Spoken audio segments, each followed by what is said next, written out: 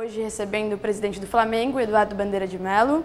Queria começar perguntando para você se você acha que a CBF vai chegar até o final do ano com o seu atual mandato.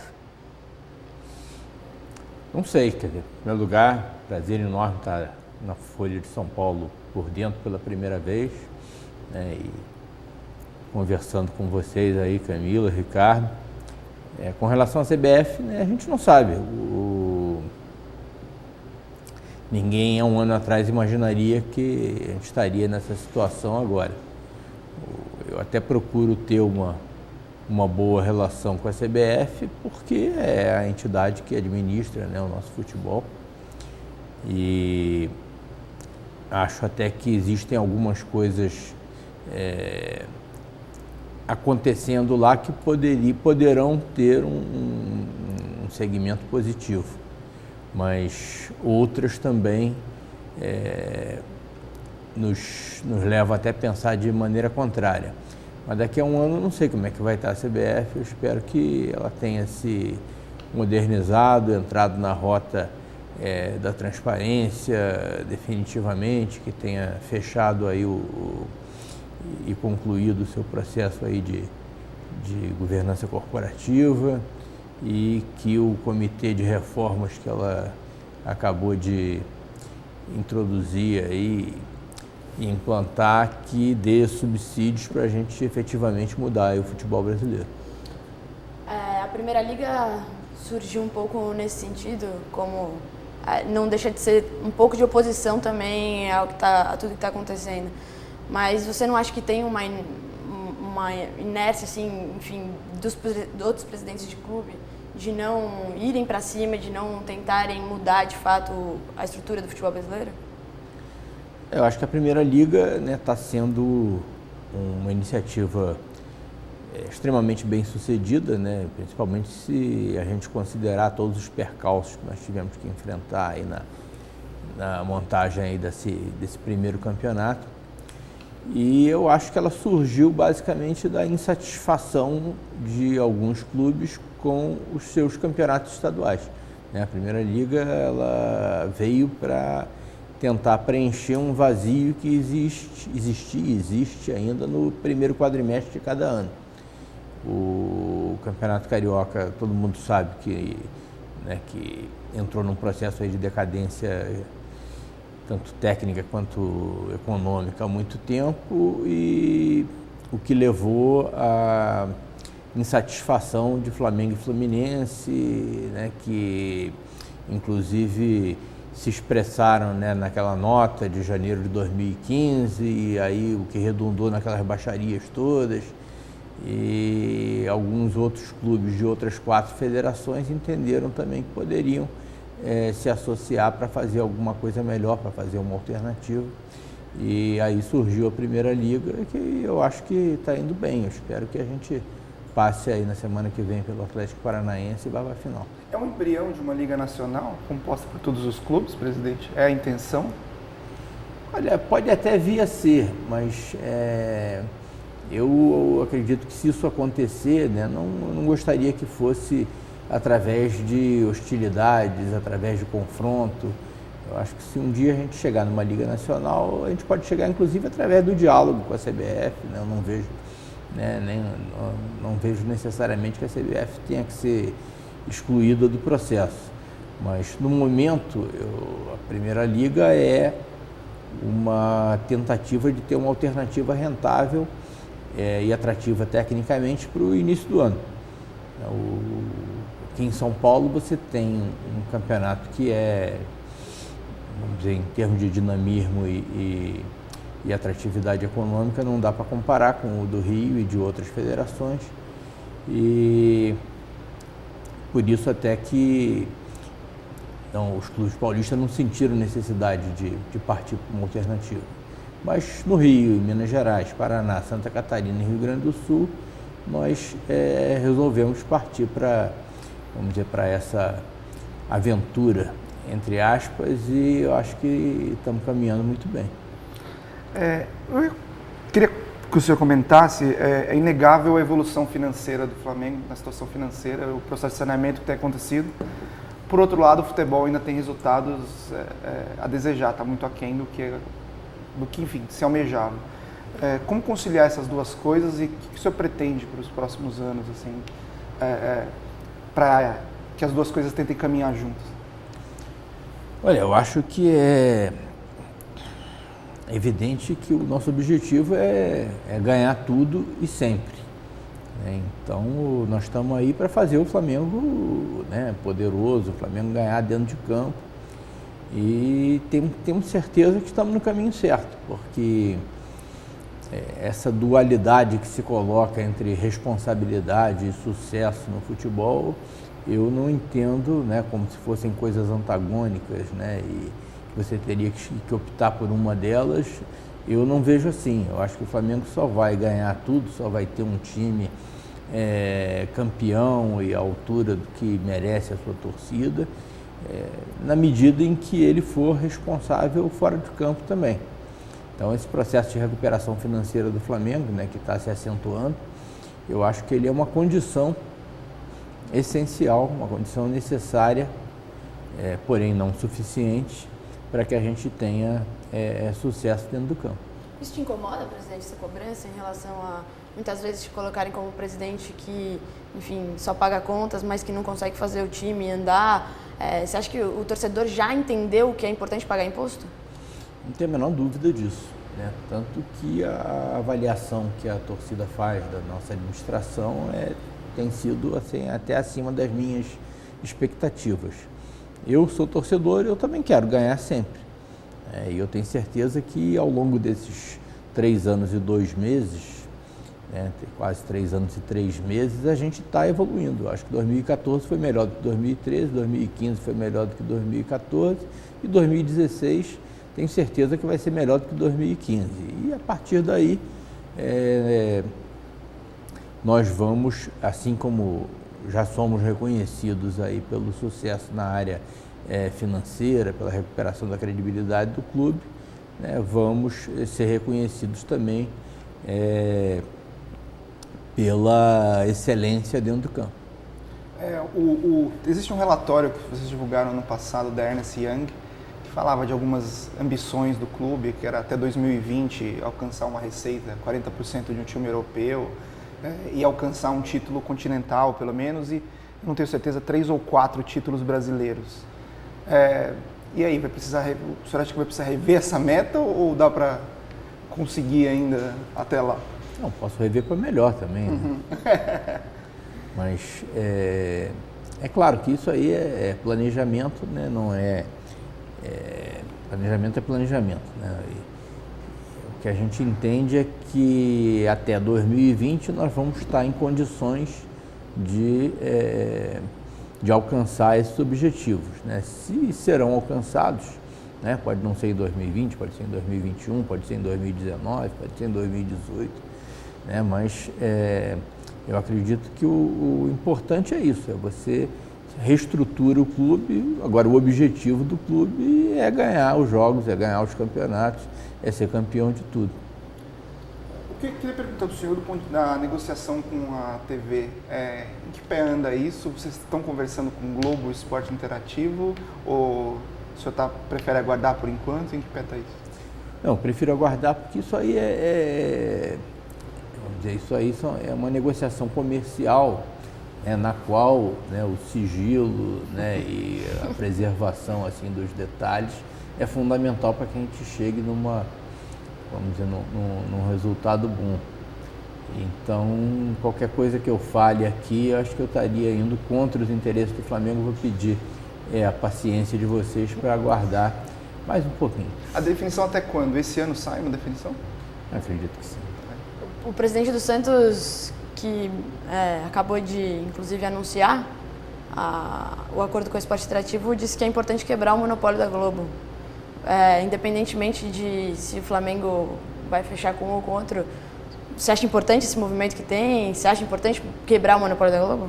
Eu acho que concorrência é sempre bom em qualquer setor, mas não vejo nenhum problema, né, no trabalho da Rede Globo. Pelo contrário, é um parceiro excelente que nós sempre tivemos né? Nada contra o esporte interativo também e nada contra o Santos, mas aí cada um tem a sua maneira de ver as coisas, né? A minha com certeza não é essa. Presidente, eu queria que o senhor falasse sobre o jogo de domingo, Fla-Flu no Pacaembu, enfim, qual a expectativa de vocês em relação ao público? E queria que o senhor falasse também da experiência de tentar trazer esse jogo para São Paulo, enfim. Olha, eu acho que vai ser um gol de placa, tá? Eu até gostaria assim de aproveitar bem mesmo essa oportunidade aí de estar aqui na Folha de São Paulo para chamar os torcedores do Flamengo. O Flamengo tem muito torcedor em São Paulo, na capital e no interior. São Paulo tem muito nordestino, né? E vocês sabem que o Flamengo é a maior torcida do Nordeste disparado. E apesar de São Paulo é uma cidade tão fantástica, tão gigante e tal, que em termos proporcionais, né, o Flamengo pode não ter uma torcida tão expressiva aqui, como tem em todos os outros lugares do Brasil, né, mas só os números absolutos já são excepcionais. Então, sempre que eu venho a São Paulo, eu encontro, né, aqui na Folha, já encontrei vários torcedores do Flamengo, né, que acho que são até carentes, né, da vinda do Flamengo aqui, né, como protagonista. E agora, com a indisponibilidade do Maracanã até o final do ano, a gente tem que buscar alternativas, e essa alternativa do Pacaembu eu achei excelente, tá? Porque, principalmente sendo num domingo, em que não tem outros jogos em São Paulo, o Pacaembu não só vai receber os torcedores de Flamengo e Fluminense, né, os torcedores de Flamengo e Fluminense que moram em São Paulo e nas cidades vizinhas, como os torcedores também que vêm do Rio e de outras cidades para ver o Fla-Flu, mas acredito também que vai receber muitos torcedores que não torcem para nenhum dos dois times e que querem ver um bom espetáculo. Tá? O Fla-Flu é o clássico mais charmoso do Brasil. Alguém já disse também que o Pacaembu é o estádio mais charmoso do Brasil. Então vamos juntar, né, os dois charmes e fazer um belo espetáculo. Acho que é uma excelente oportunidade também para quem mora no Rio e mora fora de São Paulo, visitar São Paulo. Quem não conhece, conhecer melhor São Paulo. Quem tiver oportunidade, vem na véspera, né, vai visitar o Museu do Futebol, vai comer bem, vai aproveitar as outras atrações que São Paulo oferece aí para o visitante. E, como sobremesa, vamos ver o Fla-Flu 4 horas da tarde no domingo. Presidente, toda a saída de vocês do Rio tem sempre um capítulo novo de uma briga que já vem de algum tempo com a Federação do Rio. Tem dois motivos, né? Principalmente a taxa, que sempre é um problema, que vocês pagam para estar em outro estado, que é uma coisa diferente das demais federações, e também a liberação, se ela libera ou não. Como é que vocês têm levado isso? Olha, a taxa, no caso do Campeonato Carioca, não é nem quando a gente vai para outro estado, não. O jogo do Campeonato Carioca, nós somos obrigados a pagar 10% mais despesas, né, para 10% da renda bruta para a federação, mais despesas. Esse é um dos pontos, né, que nós entendemos que tem que ser profundamente mudado no Rio de Janeiro. Nenhuma outra federação federação de um centro importante do futebol, né, cobra 10% da renda bruta. E além disso, a gente tem uma série de outras questões, né, que nos afastam da direção da Federação do Rio, como a questão da transparência, né? Não tem transparência nas contas. O Flamengo é o grande trem pagador do futebol carioca, né? Parece que 70% a 80% do recurso da federação acaba saindo de um jeito ou de outro do bolso do torcedor do Flamengo, e não sabemos, né, para onde vai esse dinheiro, quais são os clubes que pegam dinheiro emprestado na federação. E além disso, a gente tem toda a questão também do acesso aos recursos, né? O contrato de televisão, que felizmente termina esse ano, estabelece que os recursos passam pela Federação do Rio, e recursos de placas também, os clubes não têm acesso a isso. Mas é uma série de questões. Eu diria que essa questão da transparência talvez seja até a principal, né? Nós estamos numa época, né, no Brasil, no mundo, em que essas questões de valores, princípios e valores, de ética, de transparência, estão se tornando cada vez mais importantes. E a gente gostaria muito que o futebol carioca um dia, quem sabe, né, viesse a considerar todo esse conjunto de princípios e valores. A senhora acha que tinha que ter um presidente melhor na federação ou você acha que não tinha que ter federação? Existem essas duas possibilidades, né? Na realidade, não é segredo, né, para ninguém que o Flamengo não votou na reeleição do atual presidente. Aliás, nem o Flamengo, nem o Fluminense, na época nem o Vasco, porque o Vasco estava ainda sob a direção anterior. E na época, não é questão de ser contra né, nós somos contra porque somos contra, não é isso, né? Nós elencamos uma série de pontos, alguns dos quais eu acabei de falar aqui, e produzimos um documento e dissemos, não vamos votar por causa disso, disso, disso, disso. Uhum. Então,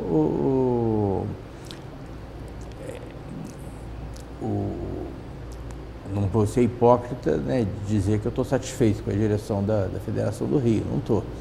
Agora, esse outro ponto que você falou de se acabar com a federação, de se acabar com as federações, é um ponto também que eu acho que poderia ser estudado, né? Nós estamos começando a discutir aí a reformulação da Lei Pelé e você trabalhar num regime unitário no futebol, que você teria uma entidade de administração do futebol brasileiro e sem necessidade de você ter as federações estaduais, é um modelo que poderia ser estudado, embora nem todas as federações apresentem a quantidade de problemas que a Federação do Rio apresenta. Agora, o senhor já declarou várias vezes que o Flamengo estava rompido com a Federação do Estado do Rio. O Flamengo, para jogar em São Paulo, teve autorização da Federação. Está havendo uma tentativa de reaproximação das partes, não necessariamente intermediada pelo senhor, mas pelo seu staff? Olha bem, todas as vezes que o Flamengo tem que fazer qualquer jogo fora do Rio, né, seja amistoso, seja jogo do Campeonato Brasileiro e agora no Campeonato Carioca, ele tem que ter autorização da federação.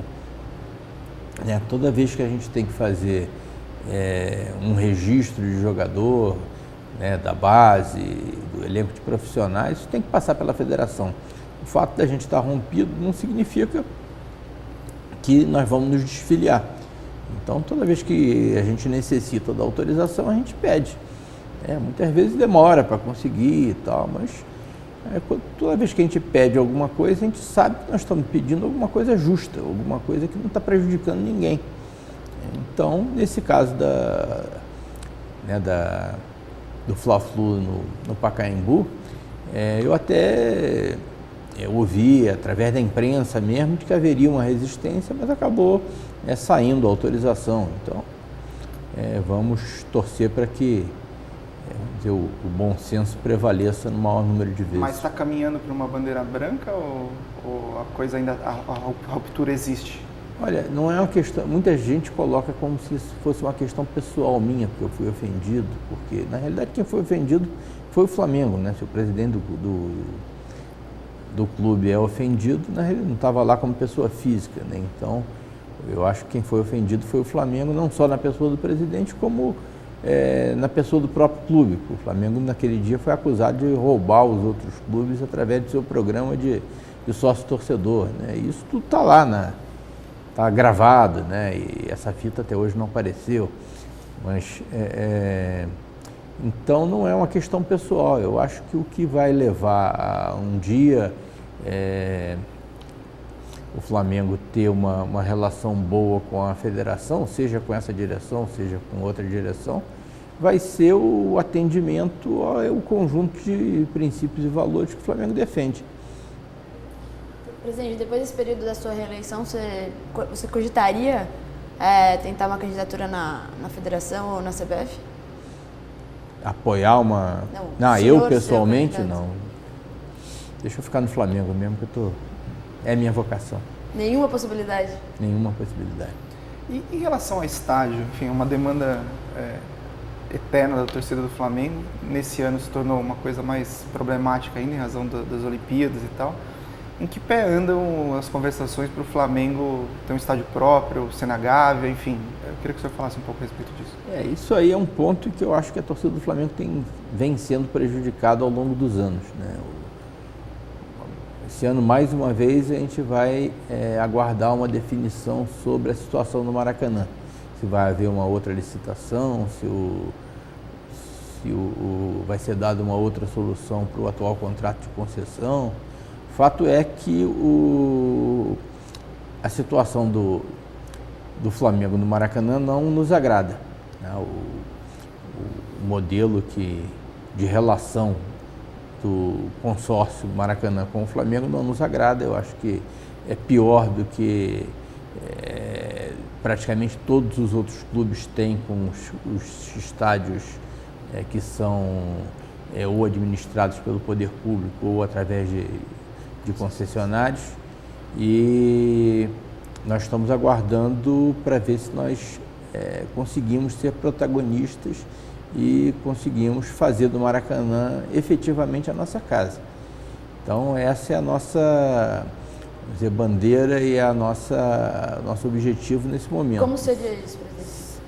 Ou através de uma nova licitação em que o Flamengo poderia participar com parceiros, ou então através de um outro contrato com o concessionário, mas que fosse um contrato, né, que fosse bom para todo mundo. É um contrato em que o Flamengo não se sentisse prejudicado, né, como vinha acontecendo, e nós fomos na época, né, obrigados a assinar esse contrato por falta de opção, porque não existia outra opção disponível, e o próprio Engenhão tinha sido retirado de cena ali na época, que poderia ser uma alternativa para nós lá em 2013, mas não foi possível. Então agora em 2016 eu acho que é a hora do Flamengo definir se fica no Maracanã em boas condições ou se parte para uma iniciativa própria de construir o seu estádio, que pode ser na Gávea, né, um estádio de menor porte, ou um estádio tipo uma arena e tal, numa localização ainda a ser definida. Você falou sobre o fim do contrato da Globo esse ano com o Campeonato Carioca. Qual que é o plano de vocês para depois disso? Bom, nós só vamos assinar um contrato a partir de 2017 se esse contrato aí nos atender, né, da forma que o atual não atende. Mas isso é intermediado pela federação? Não sei, não necessariamente. Os direitos pertencem aos clubes. É isso que vocês querem fazer?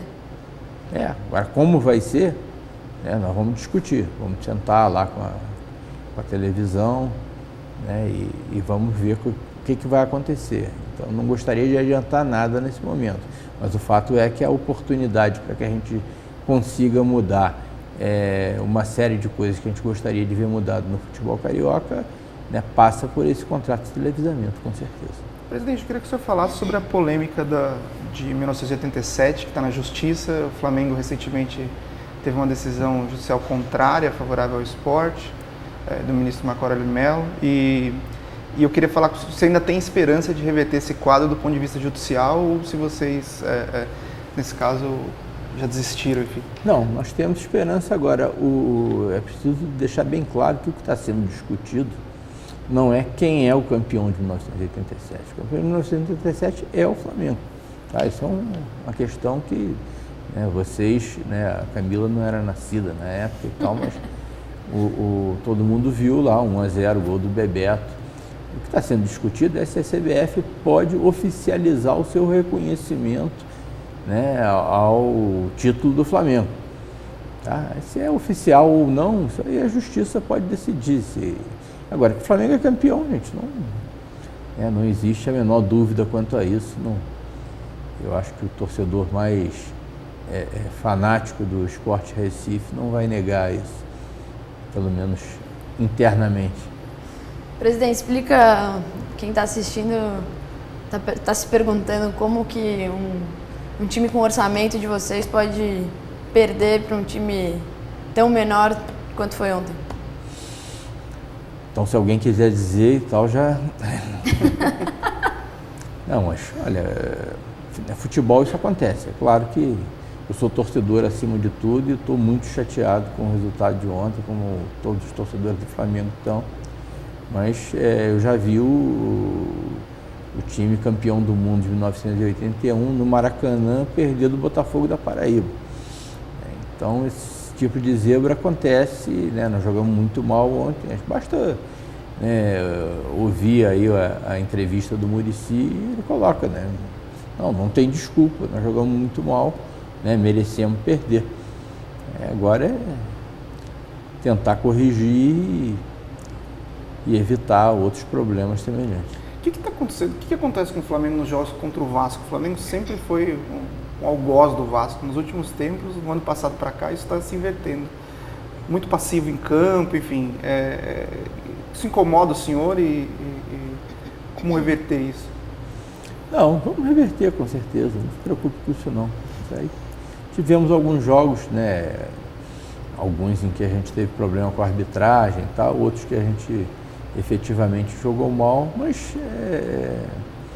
é uma coisa que tem menos de um ano e você pode ter certeza que é transitório. Presidente,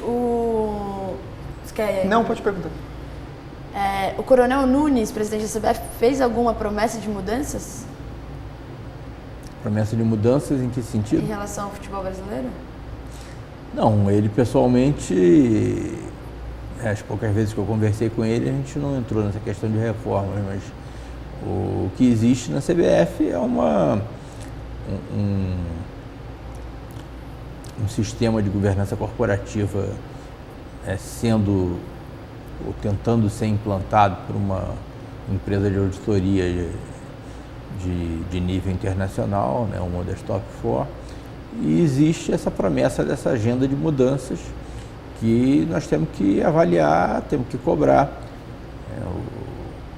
Nos foi pedido, inclusive, que indicassem técnicos para compor os grupos de trabalho, nós fizemos isso, né, vamos dar a nossa contribuição, agora vamos cobrar também. Tá? O Flamengo, inclusive, na própria... no dia da eleição lá do atual presidente Nunes, né? Vocês votaram nele, aliás? Não votamos nele. Nós não votamos, né? Não participamos da Assembleia e entregamos um documento listando tudo aquilo que a gente gostaria de ver mudado no futebol brasileiro e na própria CBF. Tá? É até bom que isso fique bastante claro.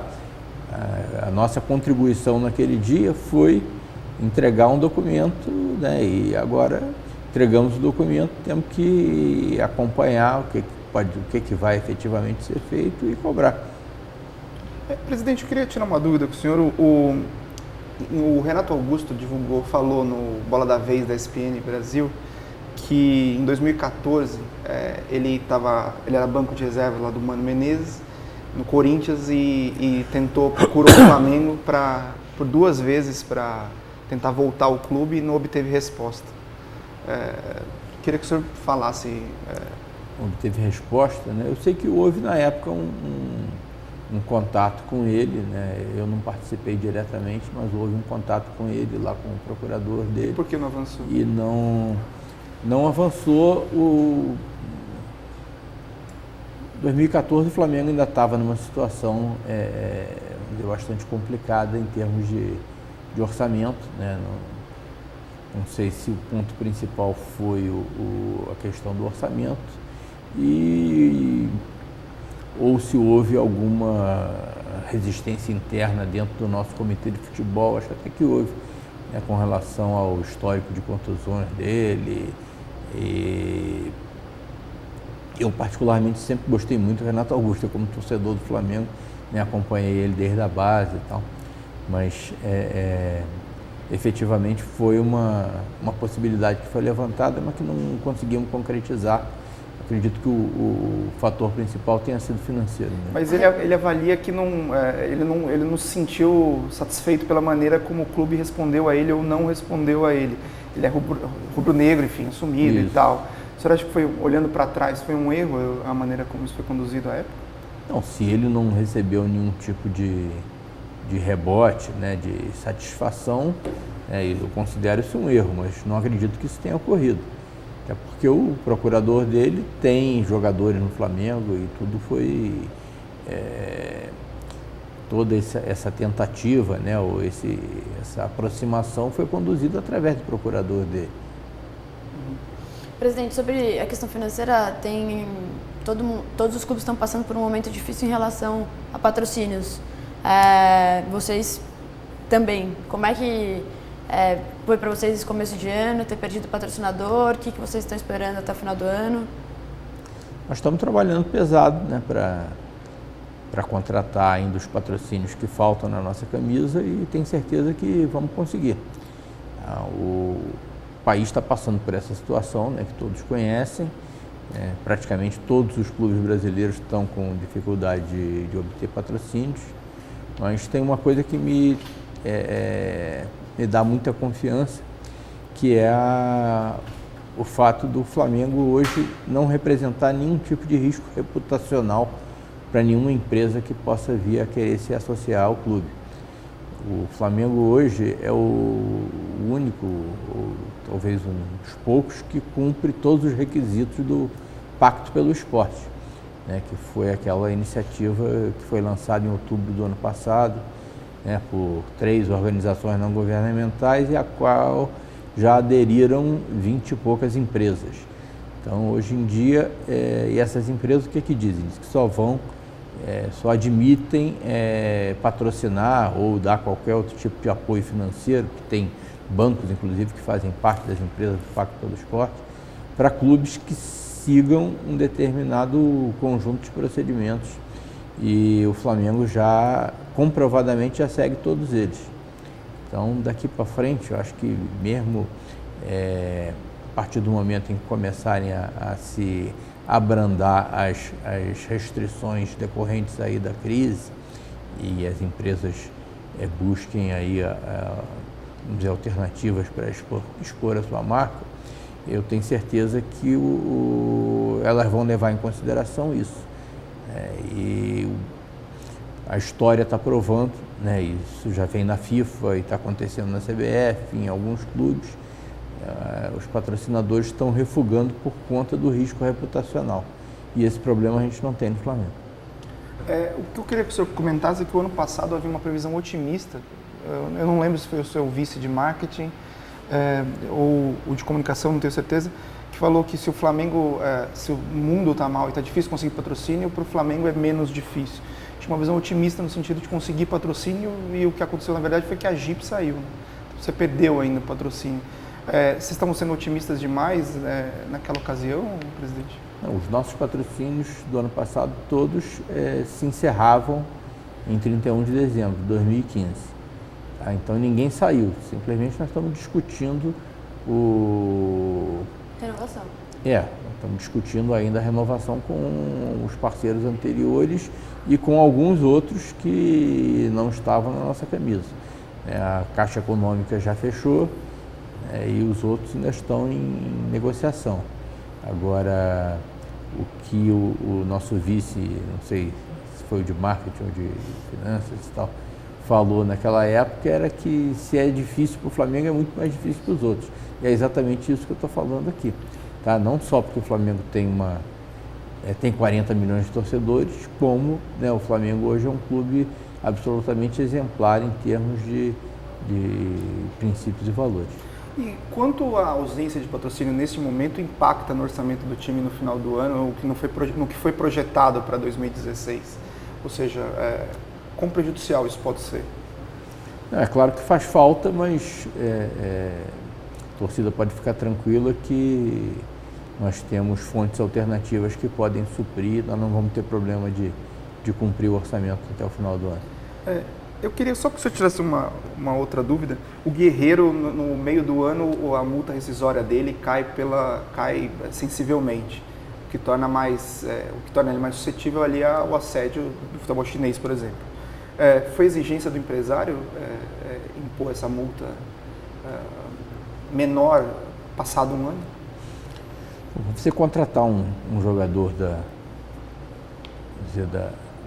fama, né, e do prestígio, da qualidade técnica do Guerreiro, você tem que negociar e ceder em algumas coisas e ganhar em outras, e as condições contratuais foram aquelas que foram possíveis naquele momento. Mas tudo isso está sendo tratado. Vocês tendem a renovar com ele? Vocês vão rediscutir o contrato com ele para aumentar a multa? Olha, tudo que a gente puder fazer com relação ao Guerreiro, a gente teremos o maior prazer de fazer, porque é um atleta excepcional e já é um ídolo da torcida. Quem é o nome que pode mudar o futebol brasileiro, presidente? Nome de dirigente que pode mudar o futebol? Eu acho que a gente não deveria ficar tentando encontrar um salvador da pátria, não. Acho que nem para o futebol brasileiro, nem para o Brasil, nem para o mundo, sei lá. Acho que a gente precisa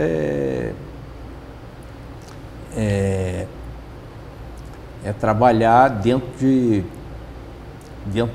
desse conjunto de princípios e valores que o Flamengo já vem ostentando há algum tempo. Se todo mundo, vamos dizer, nos seguir, né, nessa rota, nesse caminho, eu acho que o futebol brasileiro está muito bem. E eu acho que isso vai ter que acontecer, né, pode até demorar um pouco, seja por razões legais, né, porque hoje a lei do Profut já impõe uma série de medidas, de contrapartidas, seja pelo lado, né, do risco reputacional, né. Presidente, se tivesse um processo de investigação como o que está acontecendo no país, se tivesse isso no futebol, o que encontraria lá dentro do futebol brasileiro? Quais seriam as escutas telefônicas, as delações premiadas? O que você... Tem corrupção no futebol, presidente? Olha, no Flamengo não tem, pode ter certeza. Hoje não tem. Né? Se existe em outras entidades, clubes, né, entidade de administração, eu não vou ser leviano de afirmar sem poder provar. O que eu acho é que o Flamengo está aí para dar o exemplo e para cobrar transparência. É através da transparência que você vai saber se tem corrupção no futebol, se tem algum tipo de procedimento, vamos dizer, não republicano. Eu acho que através da transparência, se todo mundo souber exatamente, né, o que a coisa acontece, é por isso que a gente cobra isso da Federação do Rio, por exemplo. Tá? Então, com transparência você consegue chegar lá. Agora, presidente, ontem o ministro do Esporte entregou o cargo e havia era notória a boa relação que o ministro tinha com o senhor, por exemplo. O Flamengo perde um aliado com a saída dele? Olha, o Flamengo nunca, né, vai se posicionar, politicamente enquanto instituição. Tá? Então é claro que o ministro Jorge Hilton, né, vinha tendo uma postura bastante interessante, né, e com relação principalmente ao caso da Primeira Liga. Acho que ele foi muito importante naquele início. E a nossa obrigação, né, como instituição, é interagir com as instâncias de poder da melhor maneira possível, visando os interesses do clube.